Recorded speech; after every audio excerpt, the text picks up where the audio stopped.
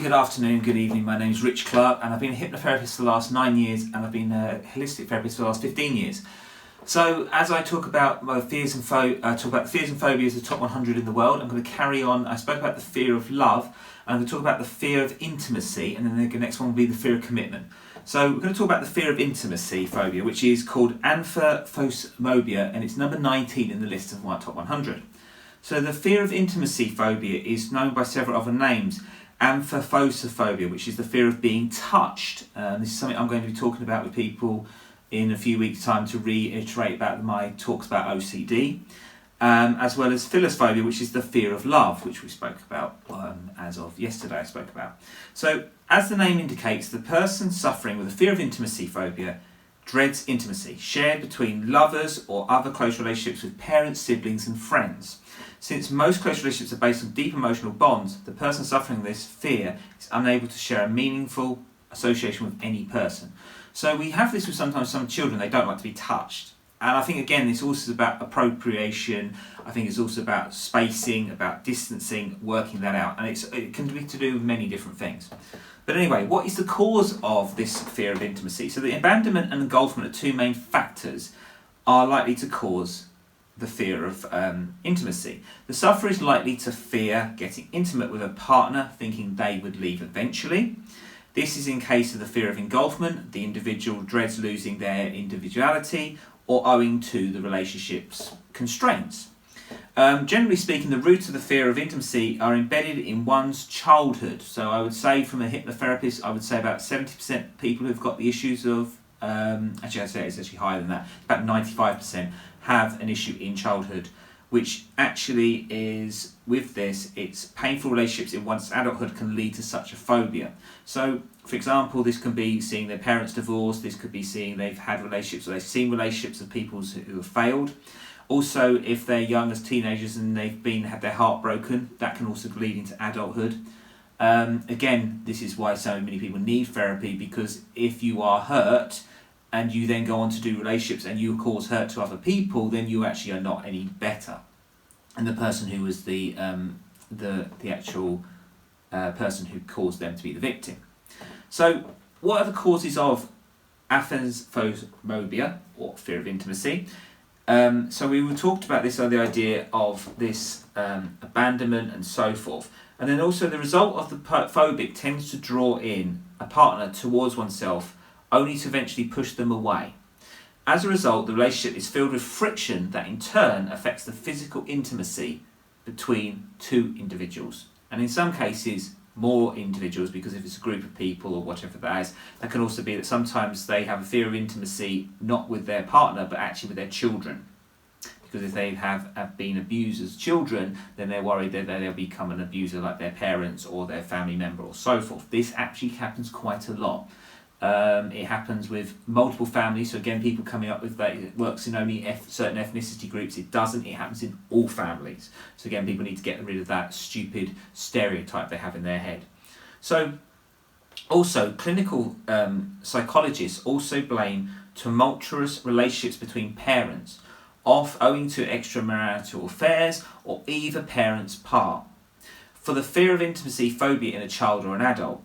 Emotional, physical, or sexual abuse victims are also likely to suffer this, and it's difficult for them to trust anyone enough to get emotionally or physically intimate with.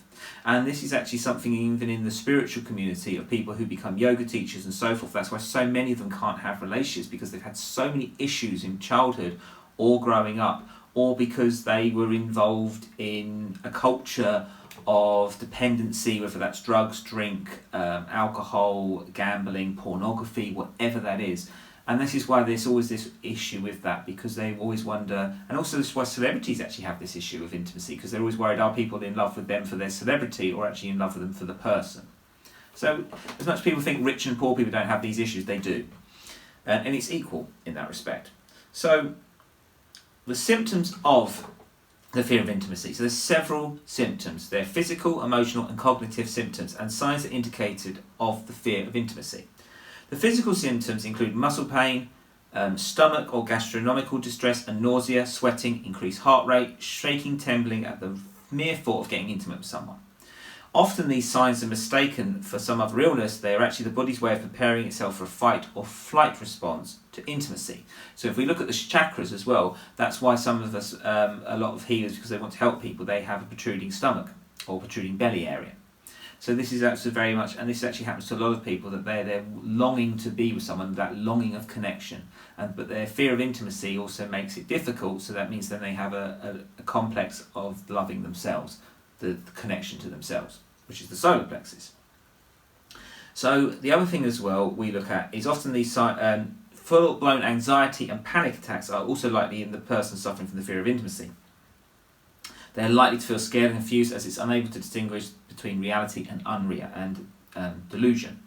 The phobia associates the feeling of vulnerability as they experienced in the past of weaknesses and inferiority, and tries to either control people or avoid them completely. So this is where we think of a narcissist, where I've talked about narcissists, psychopaths and sociopaths recently in a talk, in a video, and this is where actually people don't understand that. It's where sometimes narcissists can actually become, why they become controlling, want to control every situation. So it's a sociopath is because they've had parts where they didn't have that control, and it made them vulnerable or upset or made them feel like failures. So then they become these issues. It does happen quite a lot, and it's quite common.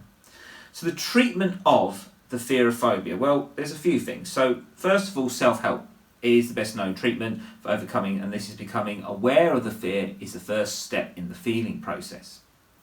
So experts recommending making a list and writing down thoughts about the events that may trigger the actual symptoms. And this is why hypnotherapy works for that, because it goes into the subconscious to find out what is the trigger and reframing it to make someone have a better life, better peace of mind, and having less of the fear of intimacy. Patients must write down their subjective assumptions along with their beliefs, judgments and predictions. Judgments and beliefs are probably one of the biggest issues with fear of intimacy. Their belief that if they do these things or so forth. And then also religious persecution was a huge thing for many years. It's not so much now, but it was for many years. This can help the individual look for subjective evidence of their fear-provoking faults. Patients must also write down answers to the following questions. What is the worst that can happen when I get intimate? What good might come out of the situation? And how tolerable would the consequences be? These questions can help one confront the situation in a step-by-step manner. Deep breathing, pranayama and breath work, and conscious stopping of negative thoughts can also help one overcome fear of intimacy. Apart from these, there are other treatments such as CBT, cognitive behaviour therapy, these are all part of hypnotherapy as well, general counselling and psychotherapy. Group therapy as well as is quite common as well if people have intimacy with their relationships. Sometimes people have fear of intimacy after they've been pregnant or after they've got married because of judgments in family and so forth. And some people also use pharmaceutical things to overcome the fear of intimacy phobia. However, the fear of intimacy is also, as this was mentioned recently with someone like Lily Allen, who she said that when she used to have relationships, she used to never had a relationship with someone because she was always drunk. She was always fearing of things going wrong. So again, we have to also look at this in a bigger context. So the other thing is, in conclusion, fear of intimacy can deeply affect the quality of someone's life and impact their day-to-day functioning. If your fear of intimacy is causing you distress or depression, this is where I can come in as a therapist and help you, and don't hesitate to help for it. Is in a consultation we can find out where this fear of intimacy comes from, why you have a fear of intimacy, and then where we would go with that. Now, mostly with fear of intimacy is linked to the fear of love, and then obviously the fear of commitment. It depends on which situation you're in. If it's causing the fear of intimacy, is causing you worrying about dating, that can be an issue. If the fear of intimacy is to do with family, but there's also been a previous family issue, what's happened of abuse, or the idea of over-affectionate, and sometimes people don't like that. It can also cause them to feel very uncomfortable. These are issues we can work with as I work with as a hypnotherapist on quite not a daily but quite regular occurrence. So again, if you are interested, please message me on any of the social media platforms this video is on.